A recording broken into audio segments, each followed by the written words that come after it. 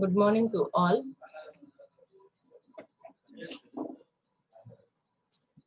Good morning to all. Today we are going to discuss some problems. So before going to discuss problems, so let us see some important points related to this heat transfer and work transfer. So first one is heat transfer and work transfer both are energy interactions.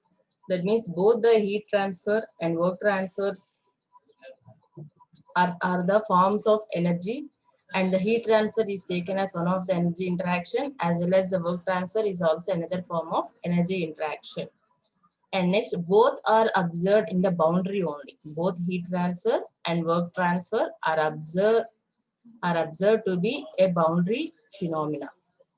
So, and next one is we cannot say the total heat or heat content for a closed system, because both the heat transfer and work transfers are not a property of the system. So we cannot say total heat or heat content like that. And next one is both the heat transfer and work transfer are path function. That means they depend on the path that is followed by changing its state from one point to another point. And since these are path functions, they are also an inexact differentials. Both the heat transfer and work transfers are inexact differentials. And coming to the work is said to be a high grade energy, while the heat is a low grade energy. And next one is heat and work are not properties. Okay, so because as we already discussed here, heat and work are not properties because they both are paths. Okay, they depend on the path followed and the end states, because the area under TS diagram gives the total heat, that is total heat, and heat transfer, and the area under the PV diagram gives the total work transfer. So they depend upon the path followed between the two end states. And another point is heat and work are not properties because their net change in cycle is not zero. And according to Clausius theorem, the cyclic integral of dq by t for a reversible cycle is equal to zero. And the more effective way to increase the cycle efficiency is to decrease the temperature T2. Okay, so if you compare the heat engine, heat pump, and the refrigerating machine, so it would be look like this. So it is an heat engine. So this is the source temperature and this is the sink temperature, and this engine is delivering a work. It is giving a work WE by taking certain amount of heat from this heat source. And next one is heat pump. So both the heat pump and the refrigerator are same, but in case of heat pump, the amount of heat that is pumped to this heated surface plays a major role, while in the refrigerator, the amount of heat rejected from this cooled space plays a major role. So that means in case of a heat pump, the desired effect is to pump the heat to the heated source, and the desired effect in case of refrigerator is to remove the heat from the cooled surface. So in order to remove the heat, in order to pump the heat from the higher energy source to the lower energy source, we needed that work input, which is equal to WH here. Whereas here in case of removing the heat from the cooled space, here also we need a work WR in order to perform that operation. Okay, so coming to the efficiency of this Carnot heat engine, so it is 1 minus QC by QH, and since the Q is proportional to T, we can replace with 1 minus TC by TH. That means T minimum by T maximum. So in case of, as we have already discussed, in case of heat pump and refrigerator, we will find out the coefficient of performance. So coefficient of performance for the heat pump is desired effect by input. So the desired effect in case of heat pump is the amount of heat that is pumped to the heated space. So the amount of heat that is pumped is QH here. So let QH is the amount of heat that is pumped to the heated space, and the work input is W cycle. So QH by W cycle is QH minus QC. So if you write in terms of temperature, it will be TH by TH minus TC. While in case of refrigerator, the COP of refrigerator is, so desired effect by work input. The desired effect in case of refrigerator is to remove the amount of heat QC here from the cooled space. Okay, so that is QC by QH minus QC. So if you write in terms of temperature, it will be TC by TH minus TC. So these are the formulas which we can use for calculating the efficiencies and coefficient of performances for a heat pump and refrigerator. Coming to the problem 1. So if you look at the statement here, an inventor claims to have developed an engine that takes in 105 megajoules at a temperature of 400 Kelvin, rejects 42 megajoules at a temperature of 200 Kelvin, and delivers a 15 kilowatt hour of mechanical work. So an inventor claims to have developed an engine that takes in 105 megajoules of heat. So it is this engine is taking this much amount of heat. That means 105 megajoules of heat from a higher temperature source, which is at 400 Kelvin. So if you draw a diagram here, so this is the higher temperature source and this is the heat engine. So this is the higher temperature source and this is the lower temperature sink. So let it be the heat engine. So it is taking a 105 megajoules of, this is the 105 megajoules of heat that is taken from 400 Kelvin source. Okay, so this engine is taking 105 megajoules of heat from 400 Kelvin source. So this is in megajoules.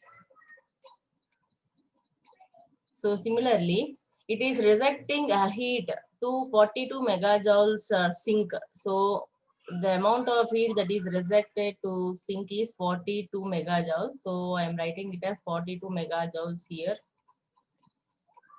So the sink is at a temperature of 200 Kelvin. So the sink is at a temperature of 200 Kelvin. Okay. So while taking this amount of heat and delivering this amount of heat to the sink, so we are getting a work of, so this engine delivers a work of 15 kilowatt hour. So this is 15 kilowatt hour, okay, of mechanical work. So they're asking that, would you advise investing money to put this engine in the market? So if it is the case, so is it advisable for investing money in order to put this engine into the market or not? So let us calculate first the efficiency and the output that the engine is delivering, and based on that values, we will decide whether this engine is advisable to put this engine into the market. So first calculating the maximum thermal efficiency of this engine. So maximum thermal efficiency can be found out by the formula efficiency is equal to 1 minus T minimum by T maximum. So this is the maximum value temperature and this is the minimum temperature. So 1 minus T minimum by T maximum means 1 minus 200 by 400. Okay. So if you calculate the efficiency is 50%, right? So the if you calculate the output that is delivered by this engine, so output means, as we all know, the formula for efficiency is output by input, right? So formula for efficiency is output, so divided by input. So in order to calculate the output value, we have to multiply efficiency with input.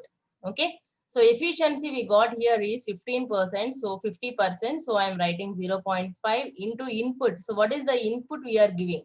So we are giving here 105 megajoules of heat as input to the engine. So I'm writing here 105 megajoules. So 0.5 into 105 is 52.5 megajoules, which is equivalent to, okay, if you convert this into power, you will get 14.58 kilowatt hour. Okay, so as he claims that his engine can deliver more work than ideally possible, so I would not advise to invest this money on his money on this engine. And now coming to second problem. So if a refrigerator is used for heating purposes in winter, so that the atmosphere becomes the cold body and the room to be heated,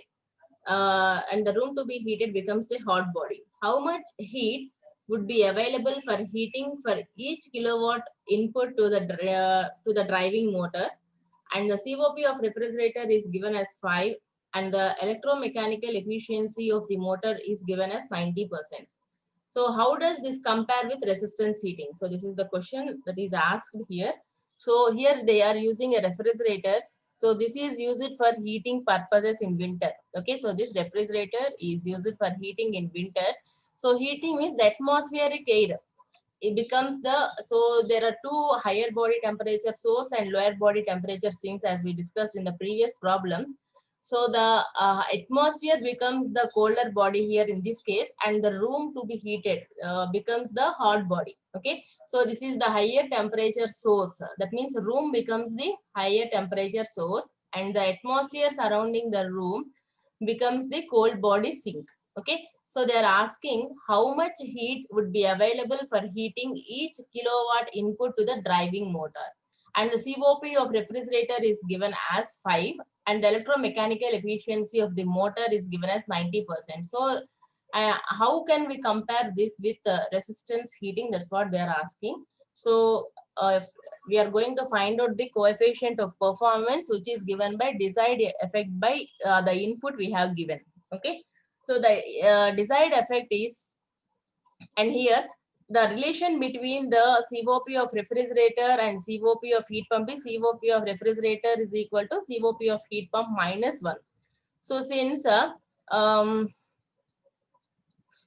COP of heat pump is 6 here. Okay, since COP of refrigerator is 5 here, if we substitute 5 here, COP of heat pump is 5 plus 1, it will become 6.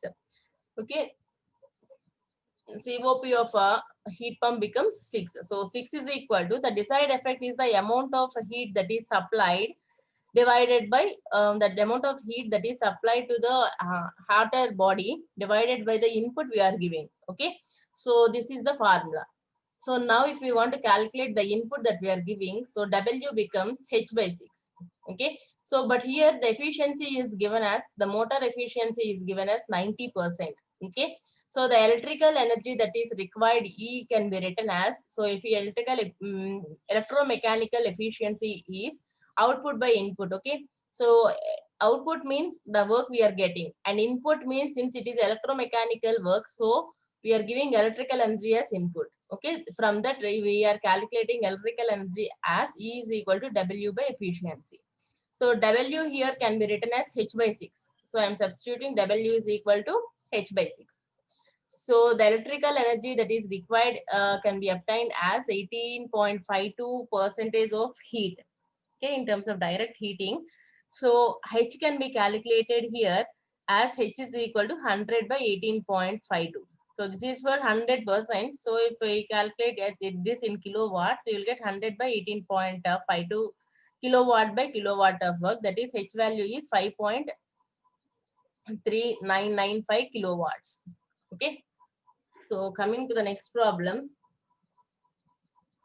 Using an engine of 30% thermal efficiency to drive a refrigerator having a COP of 5.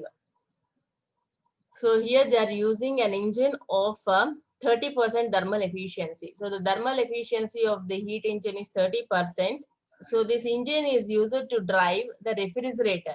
So the output that is getting from the engine is used as input in order to, is taken as input to the refrigerator, that is to drive the refrigerator, and the COP of that refrigerator is 5. So what is the heat input into the engine for each megajoule removed from the cold body by the refrigerator? And if this system is used as a heat pump, how many megajoules of heat would be available for heating for each megajoules of heat input to the engine? So this is the question. So if you see this diagram, so using an engine of 30% thermal efficiency. So here they are using another engine here. So this engine, that engine here that is used has a thermal efficiency of 30%. So if I draw that engine, it would look like this. So this is the higher temperature source, and this is the heat engine that is running between the higher temperature source and the lower temperature sink.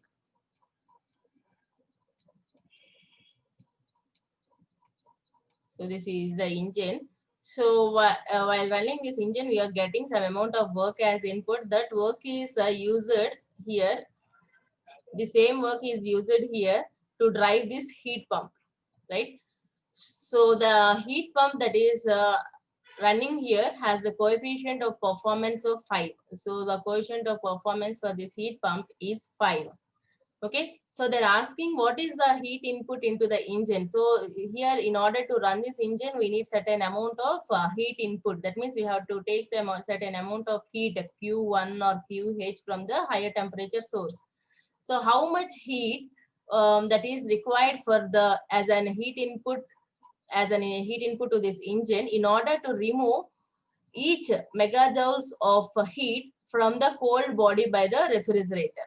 So if this system is used as a heat pump, how many megajoules of the heat would be available for heating for each megajoules of the heat input to the engine? That's what we are asked to calculate. So now starting with COP of refrigerator, since COP of refrigerator is given as 5, so for each megajoules of removed heat from the cold body, so let us calculate the amount of work that is required. So the amount of work that is required is, since each megajoule means we can take it as 1 megajoules, right? So 1 megajoules by 5. Since COP means desired effect by heat input. So the amount of heat input means, see here, if I write the formula for COP, COP is equal to COP, coefficient of performance, is equal to desired effect. So I am writing it as desired effect as DE here. So desired effect by heat input. Okay. So heat input becomes desired effect by COP. So if I want to calculate the amount of heat input here required for each megajoules of work, so H input becomes desired effect by COP.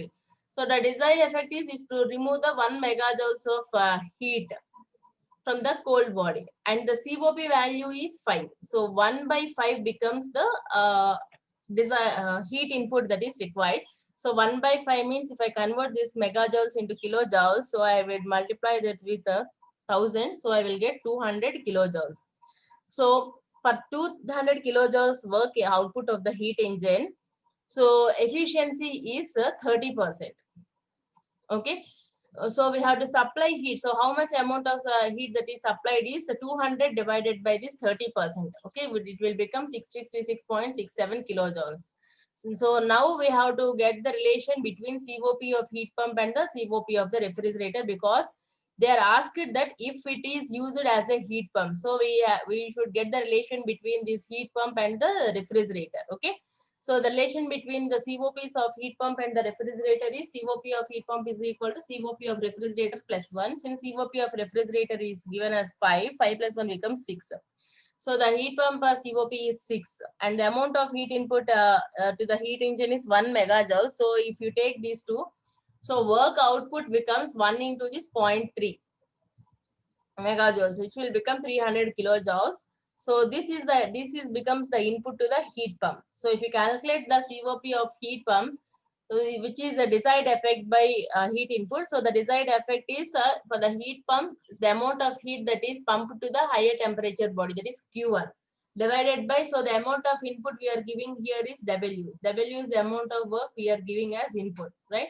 So from this, if you calculate Q1 is equal to COP into W. So the value of COP is 6 and the value of W is 300 kilojoules. That means 1.8 megajoules is the amount of heat that is given as input.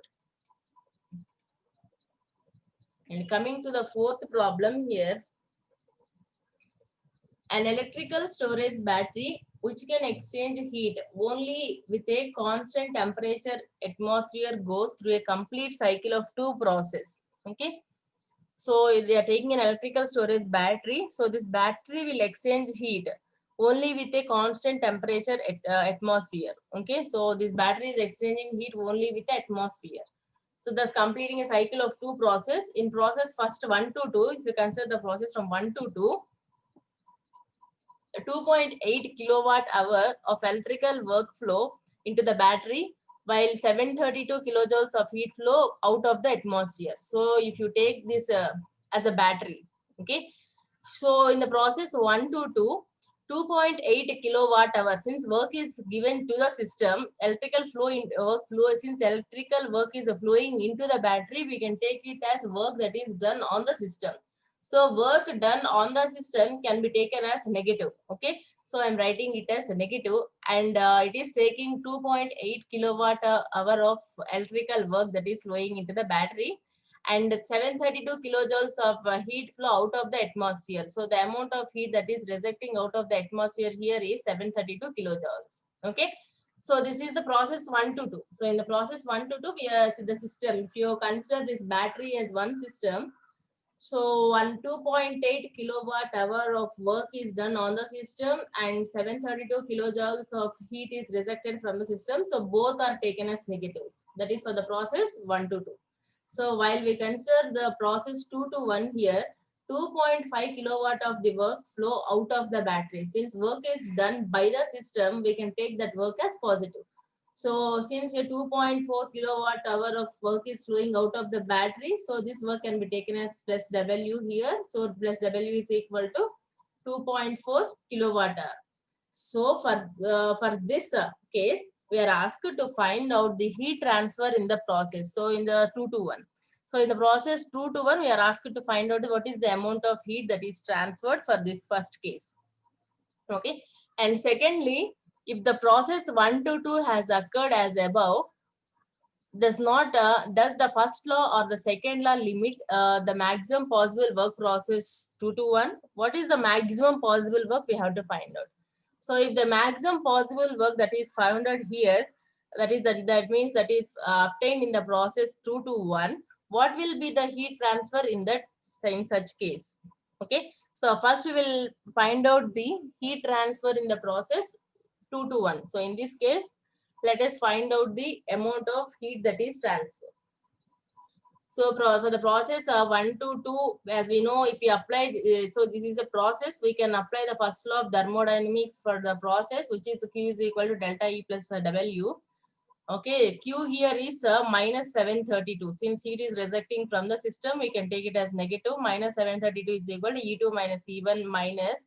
So since here 2.8 kilowatt hour, so if we convert this kilowatt hour into kilojoules here, so into 3600, 2.8 into 3600 becomes 10080. So this is the amount of work input to the system. Since we are giving work input, we are taking it as negative. So from this, the value of E2 minus E1 is 9348. So this is for the process 1 to 2.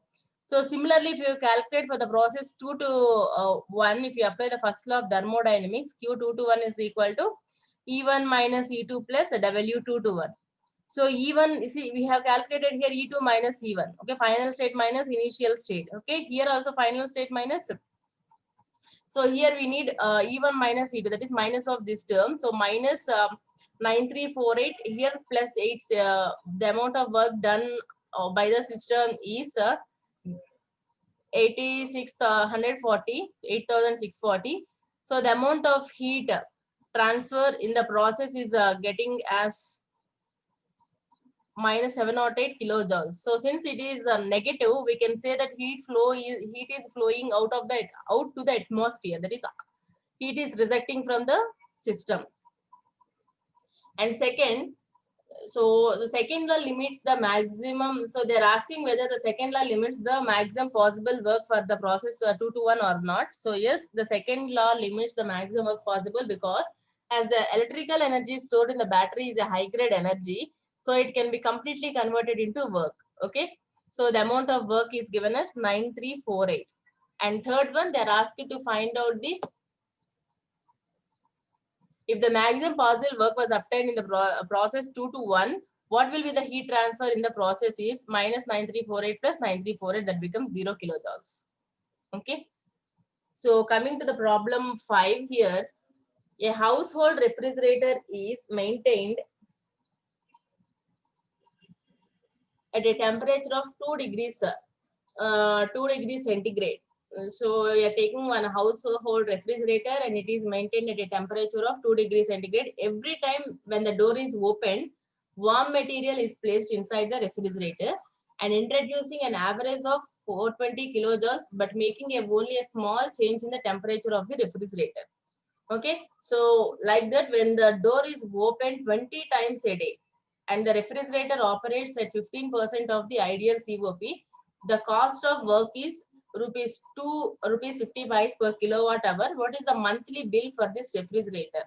So the atmosphere is at, so take the atmospheric conditions as 30 degrees centigrade. So here, if you consider this refrigerator inside temperature as 22 degrees centigrade, so we are considering this as cold, lower temperature sink temperature. That is, so if you convert this 2 degrees into Kelvin, we will get 275. So that is taken as the lower temperature sink temperature. So when the door is opened every time, and when the door opens, they are keeping a warm material into the refrigerator, introducing an average heat of 420 kilojoules. So, and the higher temperature sink, and that means the atmosphere, high temperature. So the atmosphere temperature is 30 degrees centigrade. So 30 degrees centigrade plus 273 becomes 300 Kelvin. So this is the higher temperature source and this is the lower temperature sink. Okay. So they are opening average on an average of 20 times a day, and the efficiency of the refrigerator is 15%. So what is the amount of what is the monthly bill for this refrigerator they are asking? So if the cost of work per each kilowatt work is 2 rupees 50 paise. Okay. So this is the refrigerator operating between the cold refrigerator and the atmosphere here. So this is both the temperatures are 275 Kelvin and 303 Kelvin. So Q2 is the amount of heat that is rejected from this refrigerator, and this is delivered into the atmosphere. So in order to do this, we need a certain amount of work as input. Let W be the amount of work that is required to remove the heat from the colder temperature sink. So this W Q1 is equal to this Q2 plus W. Okay. So this is the given problem. So ideal COP of refrigerator is, so 275. So COP means desired effect by heat input, right? So desired effect means,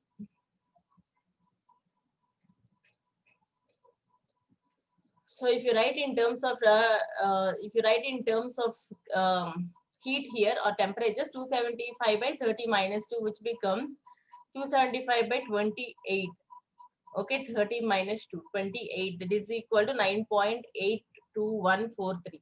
So, but the actual COP is 15% of the ideal COP. That means we have to multiply it with 0.15 into ideal COP, which becomes 1.4732.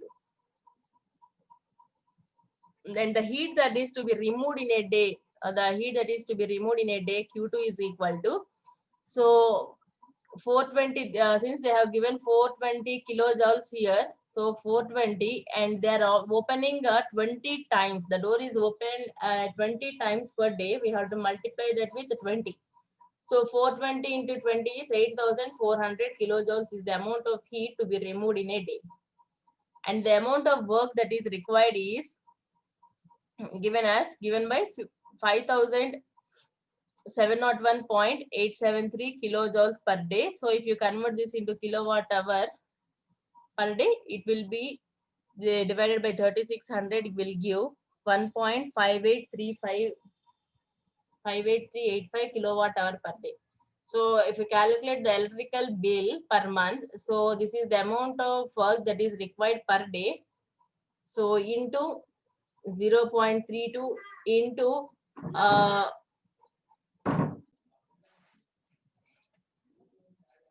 so electrical bill per month is equal to 1.5835 into 0.32 into 30 rupees. Into 30. So because they're asked for calculating the monthly bill, we have to multiply with 30 here. So it will become 15 rupees, okay, per month. So in this class, we have learned about how to calculate. The first problem, we have learned how to calculate the maximum efficiency and how much output the engine is delivering. And in the second problem, we have learned about how to calculate the heat that is required as input. And also we learned about how to calculate the, if you consider two processes, 1 2 and 2 to 1 again, and how to calculate this process for 2 to 1, and whether the second law limits for the possible work or not. And also we learned how to calculate the electrical bill per month if the amount of work that is required is calculated and the amount of heat that is removed in a day by the refrigerator is calculated. We learned about how to calculate the electrical bill per month. Okay, thank you.